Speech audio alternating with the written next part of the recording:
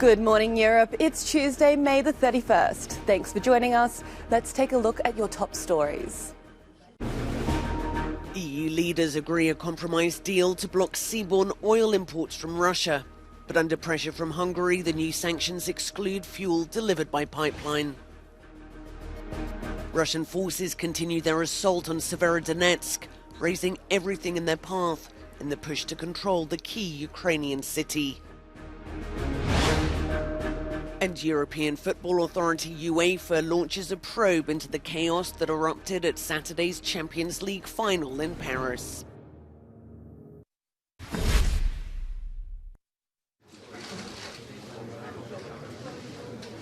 European Union leaders have agreed on a compromise plan to block more than two-thirds of Russian oil imports.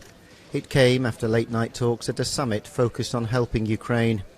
The watered-down embargo covers only Russian oil brought in by sea, allowing a temporary exemption for imports delivered by pipeline. EU Council President Charles Michel announced the deal on social media, saying it will cut a huge source of financing for Russia's war machine. To be very clear, this means that there's an immediate impact of 75% of Russian oil being affected by this measure, and that means that before the end of the year, almost 90% of imported Russian oil at the European level will be affected. Other elements in the package are also important. It's the de-swifting of the spare bank. There's a ban on insurance and reinsurance of Russian ships by EU companies. A ban on providing Russian companies with a whole range of business services, and very important, the suspension of broadcasting in the European Union of 3 further Russian state outlets. Earlier, Ukraine's President Volodymyr Zelensky had appealed to leaders to end internal arguments getting in the way of an oil ban and a 6th package of sanctions.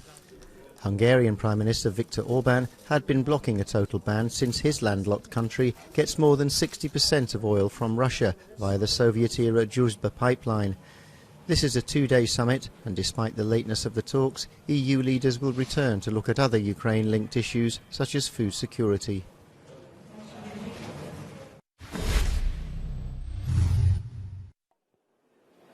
The debate over the 6th package of EU sanctions overshadowed the first day of the EU summit. The Hungarian Prime Minister Viktor Orbán, who's been blocking this package for 1 month now because of his concerns over the oil embargo, insisted against the compromise plan, despite the fact that he was given the exception for pipeline oil that he was asking for. He actually said that it's a political issue and he wanted more guarantees in case the pipeline supplies are interrupted. At the same time, the Ukrainian President Volodymyr Zelensky urged the leaders to immediately adopt this 6th package of sanctions and described the Russian state as a terrorist state. Today, the EU leaders will meet again in order to address the 2 critical issues, energy and food security, because they claim that actually Vladimir Putin is instrumentalizing both issues, so they will try to find ways in order to tackle both crisis, both potential crises. Efi Koutsakosta for Euronews, Brussels.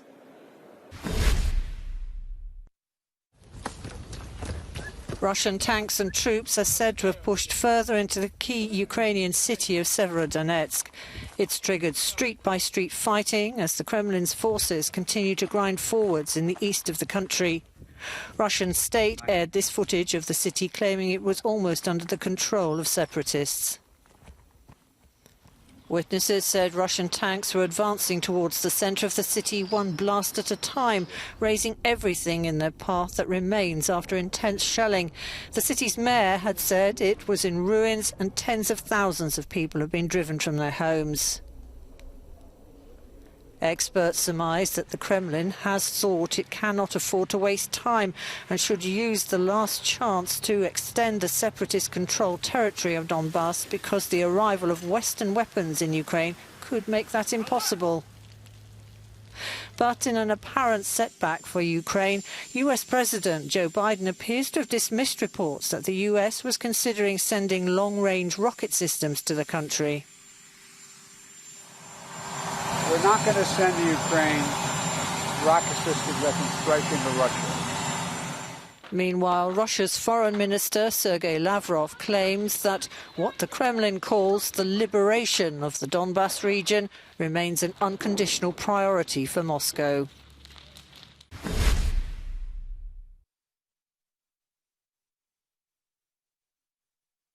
French journalist Frédéric Leclerc-Imhoff has been killed in Ukraine.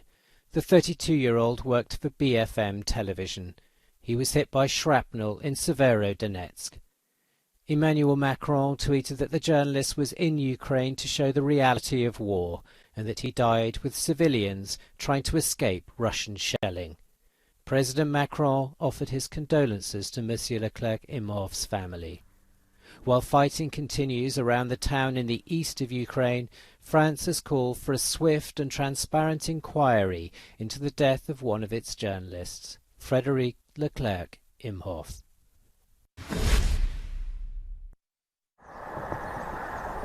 UEFA has commissioned an independent report into the chaos and violence surrounding Saturday's Champions League final in Paris. It follows several days of Liverpool fans and the French authorities blaming each other for the unrest which had delayed the start of the match with Real Madrid. On Monday, France hit out at what it says was industrial-scale ticket fraud amid a row over the game's policing. The major central pivotal point is to try to fully understand what happened on that massive ticket fraud and why in such a large number of tickets. But Liverpool fans, including a local MP who was at the game, blame the police and lack of UEFA staff. And once we got there, we just seen thousands of fans queuing to get in. No turnstiles open. And all you could see around the ground was massive queues, no money gaining access. And obviously then just becoming worse and worse and worse, the situation. And, you know, we witnessed police tear gassing, pepper spraying, people with tickets. Between 30,000 and 40,000 British fans went to the stadium with fake tickets. But Real Madrid supporters who only allowed the sale of electronic tickets appear not to have had any problem.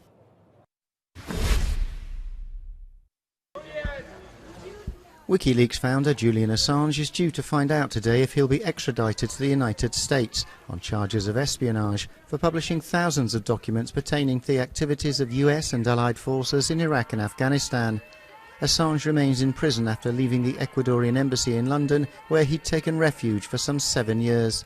Well, in the next few hours, British Home Secretary Priti Patel will make a final decision on the extradition of Julian Assange to the United States.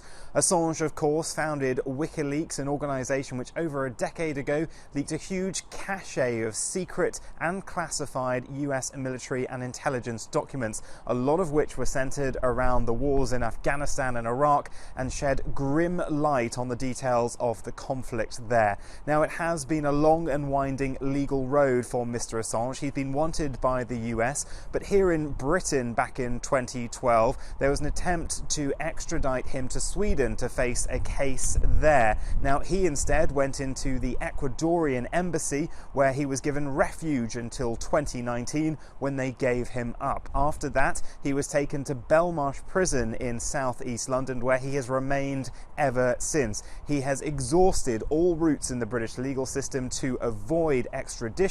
There have been guarantees given by the United States to look after him, that he will not face the death penalty, something which you are unable to do in Britain, to extradite someone to a country where they will face capital punishment. And having received enough reassurances from the US, the British court system says that he can be extradited, but that final decision rests with Priti Patel. Vincent McAviney, Euronews, London. Don't go anywhere, we'll have plenty more news and analysis in a moment. See you soon.